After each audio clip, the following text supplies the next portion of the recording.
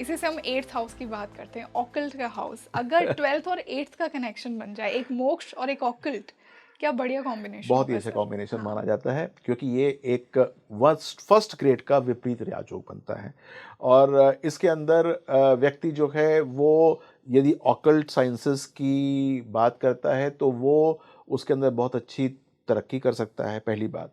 उसको देश-विदेश में फैला सकता है और अपने बहुत सारे देश के अंदर और विदेश के अंदर अनुयायी बना सकता है।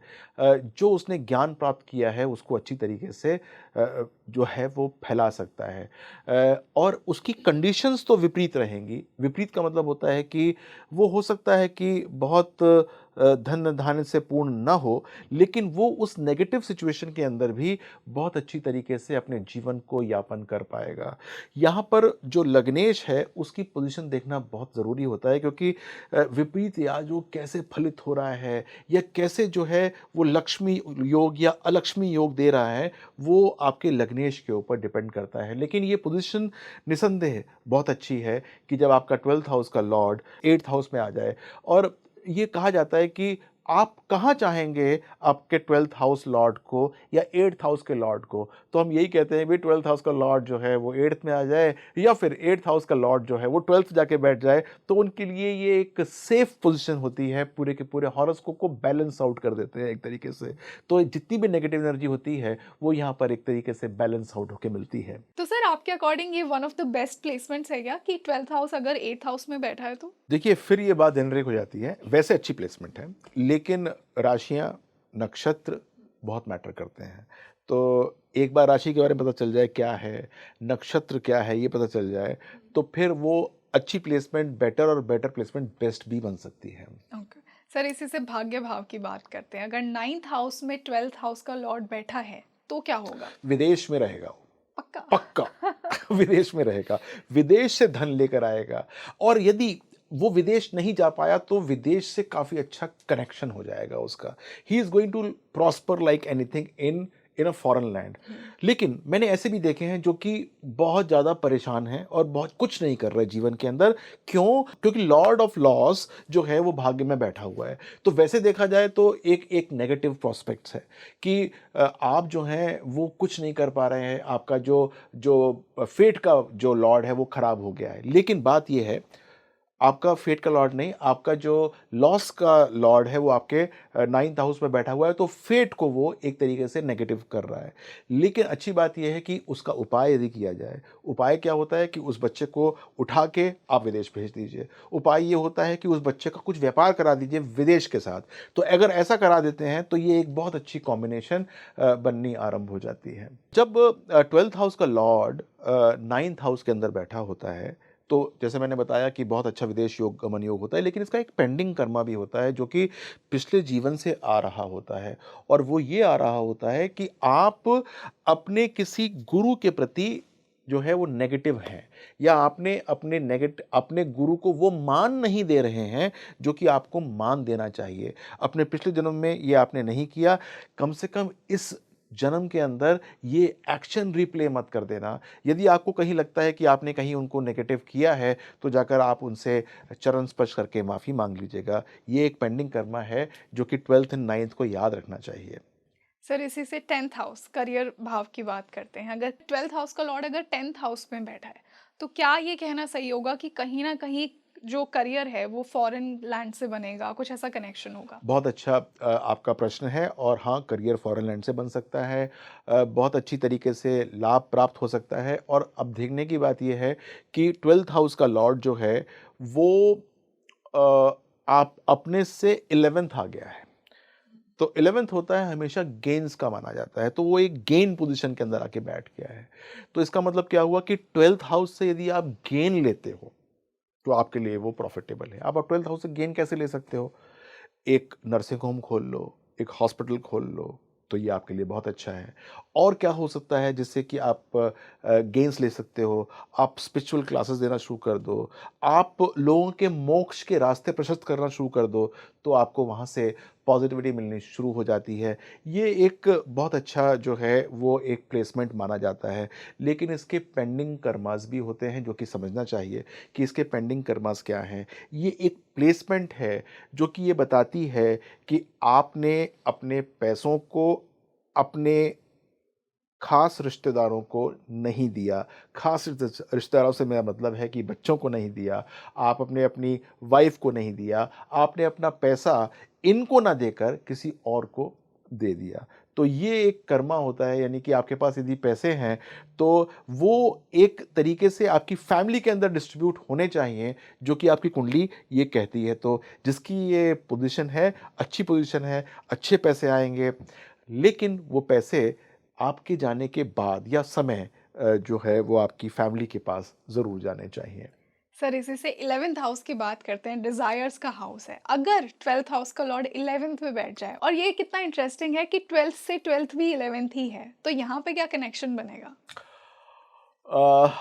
बहुत अच्छा कॉम्बिनेशन नहीं होता ये।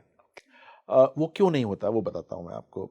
12th हाउस लॉस का घर है और 11th हाउस गेन्स का घर है। तो ये एक दरिद्र योग का फॉर्मेशन हो जाता है। दरिद्र योग का मतलब क्या हुआ कि आप पॉपर हो सकते हैं, गरीब हो हम्म। सकते हैं। आपके पास पैसे आप ऐसी जगह पे खर्च कर सकते हैं जहाँ पर करने ना हो। हो सकता है कि आप पैसे सही प्रकार से कमा ना पाएँ। तो हम्म। ये एक बहुत ही विचित्र तरह की प्लेसमेंट होती है और ये एक ऐसा योग है जो कि डेफ़िनिटली ये बताता है कि आप पैसे के मामले में पिछले जीवन में हल्के थे, कम थे आपके पास पैसे। आपको इस जीवन के अंदर अपने पैसों को सहेज के रखना चाहिए, यही आपका पेंडिंग कर्मा यहाँ पर होता है। लेकिन ध्यान देने वाली बात ये है कि ऐसे लोग जो हैं, जिनके बैक स्टैबर फ्रेंड्स होते हैं, वो यही योग के होते हैं। जिनके दोस्त उनके पीठ पे छुरा भोंकते हैं, वो यही एक कॉम्बिनेशन होता है जिसके अंदर वो छुरा खाते हैं ऐसे लोग। मैंने आपको बताया कि जब 12th हाउस का लॉर्ड 11th में आता है तो ऋण की बात होती है, तो ये पैसे से सहेजने वाली बात होती है। इसके अंदर आपको जो पेंडिंग कर्मा है वो ये है कि अपने जो बहुत इष्ट मित्र हैं, जिनको आप बहुत अच्छा मानते हैं और ख़ास तौर से कौन, जो बचपन से आपके साथ चल रहे हैं, उनके साथ कभी धोखा मत करना किसी भी तरीके का। क्योंकि बैक स्टेप तो वो करेंगे या नहीं करेंगे ये बात की बात है, लेकिन ऐसा ना हो कि वो बैक स्टेपिंग आपकी तरफ से हो जाए, इस प्रकार से उसके अंदर ये इंटरफेरेंस नहीं होना चाहिए। सर अब लास्ट 12th हाउस का लॉर्ड अगर 12th हाउस में बैठा है तो क्या होगा? बहुत स्ट्रॉन्ग हो जाता है। हम्म। 12th हाउस का लॉ एक जैसे मैंने आपको बताया था कि डिज़ायर करते हैं कि 12th हाउस का लॉर्ड 8th हाउस में आ जाए, तो ये भी एक डिज़ायर होती है कि 12th हाउस का लॉर्ड 12th में बैठा हुआ है।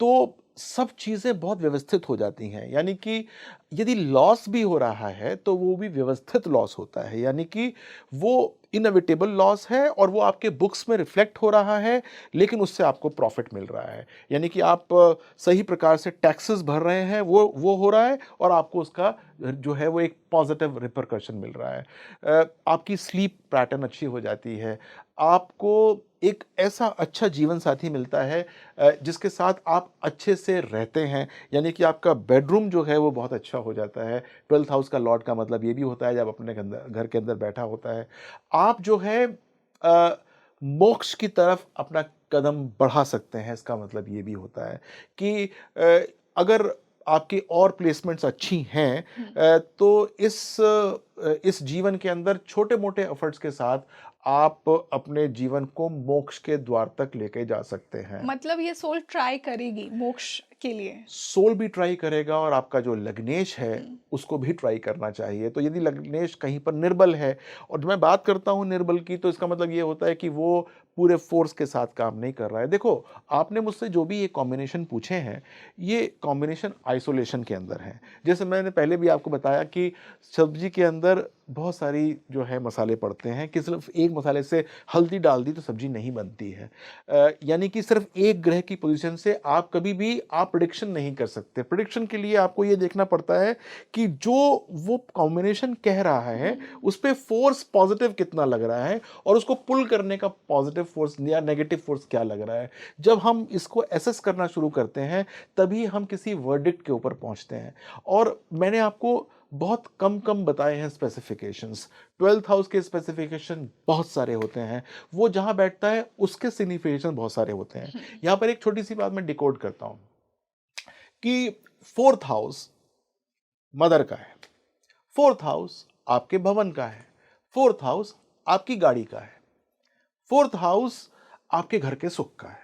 चार चीजें मोटी मोटी हैं। तो अगर मैं कहूं कि आपका 4th हाउस बहुत अच्छा हो रहा है तो क्या आपके पास मदर भी खुश रह रही होंगी, गाड़ियां आ रही होंगी, घर के अंदर सुख ही सुख हो चुका होगा। ये सारी बातें इकट्ठी नहीं होती है ना। ये एक एक एक पैटर्न के साथ होती हैं। और ये पैटर्न कौन डिसाइड करता है? कारक डिसाइड करता है। कारक डिसाइड करता है। कारक का मतलब होता है डूअर ऑफ दैट हाउस। तो डूअर का बड़ा इंपॉर्टेंट सिग्निफिकेशन होता है कि उसका डूअर कौन है।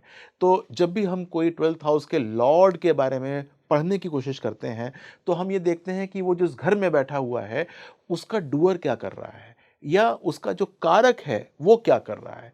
जब हम कारक को पढ़ते हैं तो हम सही प्रकार से बता सकते हैं कि वो 12th हाउस के अंदर गया है तो उसको रोक कितनी मिल रही है, उसको प्रतिरोध कितनी मिल रही है और डूअर जो है वो किस प्रकार से इंटरप्ले कर रहा है ताकि एक अच्छी प्रेडिक्शन वहां से बन के आ पाए। जी।